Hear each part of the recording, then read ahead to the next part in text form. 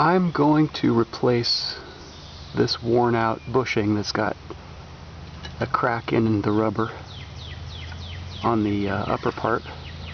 These bushings crack all the time, and I've already replaced this probably 3 times in the past 10 years I've owned this car. It's a difficult job to get the old bushing out and to press the new one in. And I think there's already a lot of videos on how to do this. And this is a pretty old car, so there's probably not that many people even doing this, but I thought it would be fun to make a video. And plus I got some new washers, new to me, and a new PVC plumbing coupling that's going to fit on the metal part and make it easier to press in the new bushing. I'm going to put in a Lemforder bushing. This is the original part maker for Volvo, and it's got it gives reduced vibration on the steering wheel compared to a polyurethane bushing, at least in my experience. And it is part number 9434263, Volvo part number. So the first thing I got to do, I think, is undo these bolts here and here so that I can slide this arm up and out and get access to the bushing. So I'm going to get my sockets and wrenches ready so I can loosen that up. Okay, well, I got my wrenches and figured out that just by trial and error that the back bolt is a 13 millimeter and the front is a 15 millimeter. So I'm just gonna, oh boy, that's tight. I'm just gonna loosen those guys up.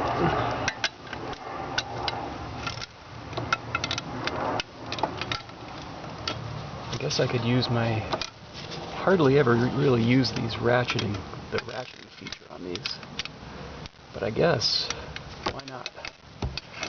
This seems like a pretty good, ooh, I could do double ratcheting. Oh yeah. I don't know if that's really any faster than single ratcheting. Probably doesn't make any difference. So loosen up this flanged bolt and pull out the bolt from the back. And I'll just put that together again for later. And then this arm is loose, but it's still held by the back bushing, which, boy, now that I'm looking at it, this back bushing is pretty loose too. I might need to replace that. That's got an awful lot of, yeah, that doesn't feel very good. I might need to replace that too. The top nut on here is a square nut. Lord only knows what size that is. I might need to get an adjustable wrench. Nope, it's a 17 millimeter square. This guy back here, and can't quite see what the one underneath is. Feels pretty small. Might also be a 13 millimeter.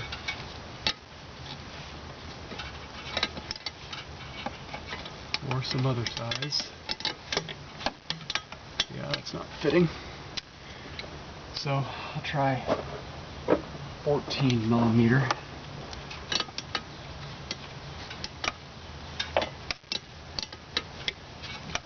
Oh yeah, it's a 14 millimeter.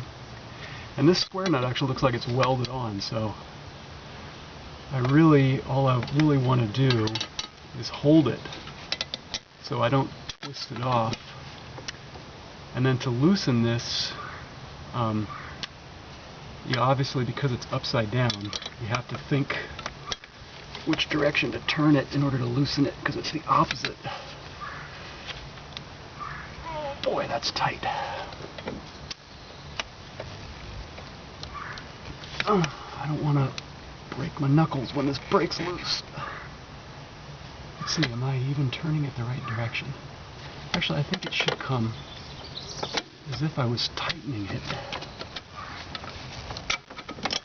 Oh yeah, this bushing is worn out. I didn't realize this was so bad. I'm gonna have to replace that as well. That is just completely worn out. Boy, is that tight.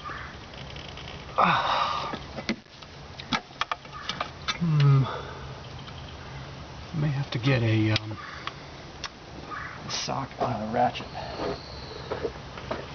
Let me get that. Okay, I got my relatively large 1/2-inch drive 14 millimeter socket on my big ratchet that has lots of leverage. The good thing with a ratcheting wrench is you can set it up in advance, so you know it's going to be loosening. And then even if you're upside down and backwards or whatever, or rather just upside down, at least you know when you turn it, you know it's going to be going in the right direction. Oh yeah, that's tight. Okay, I broke the torque loose on that. And then I think I am going to switch back to my 14 millimeter wrench because it's a little bit, it's just a little bit easier to work with here.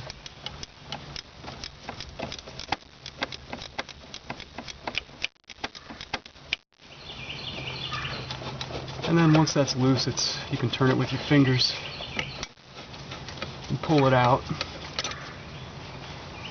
And the square nut is captive, so you don't have to worry about that. So that bolt comes out. And then this arm, you can, let's see. I guess, I got a tie wrap I'm going to need to cut. And oh yeah, I can see this back bushing. This is completely shot. I'm going to need a new bushing there, or maybe even the housing and the bushing. That's too bad. Always something with an older car wearing out that you don't expect.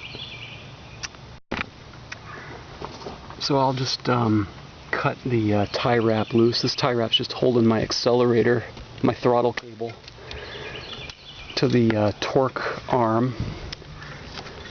And I'm going to need to cut that loose.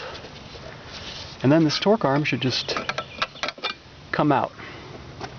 You need to get this out of the way in order to replace this front bushing, which you can see has got a crack at the base.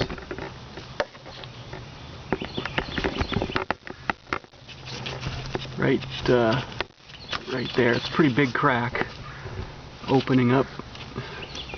It's got a lot of play in it. It's not going to last much longer before it breaks, so that's why I'm replacing it now before it breaks.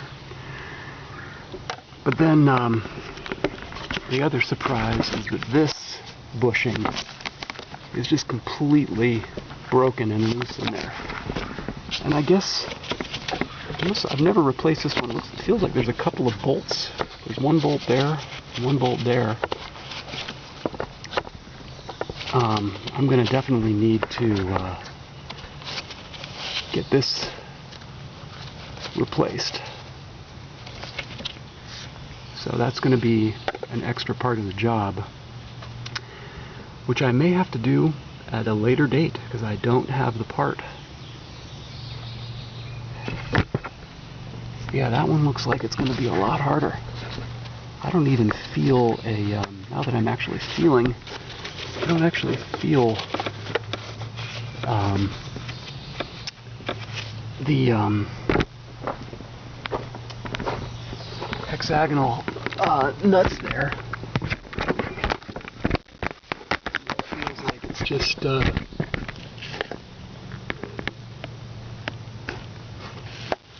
some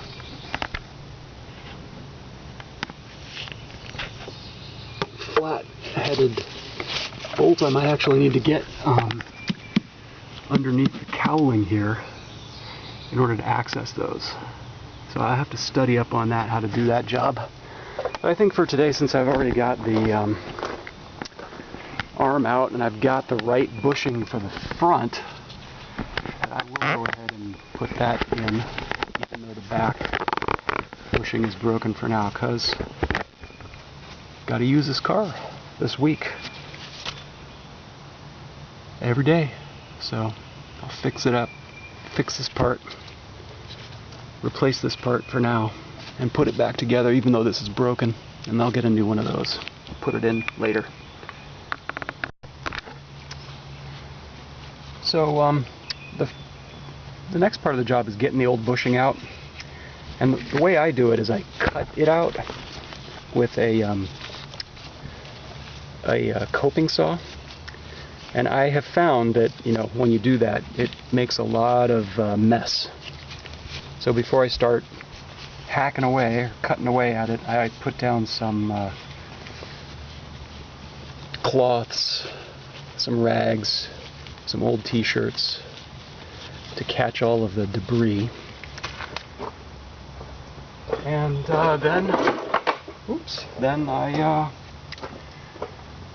then what I'm going to do is I'm going to put I got my nice old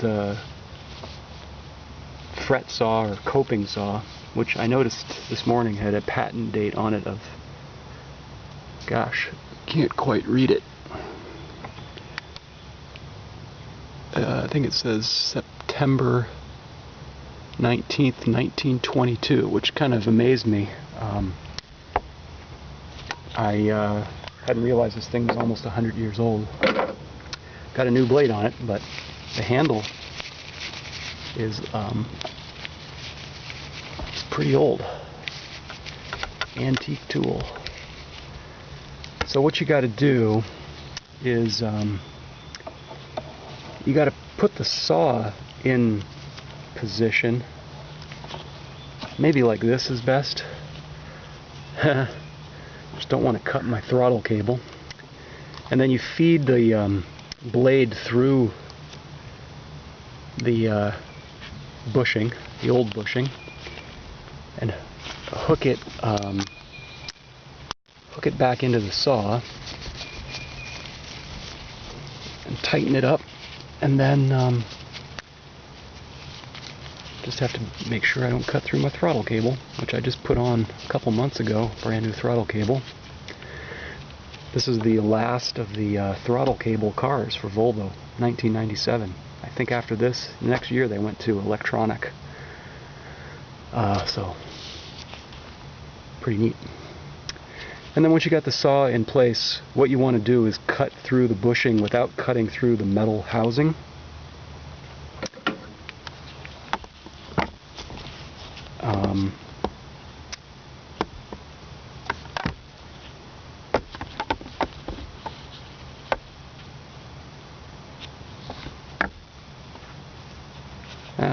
Probably don't need a flashlight. You cut through the bushing without cutting through the metal housing. And this is where all the debris gets generated, obviously.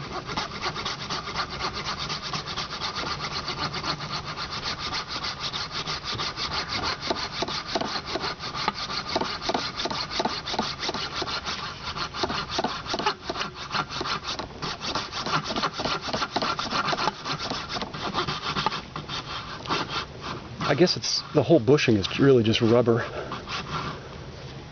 And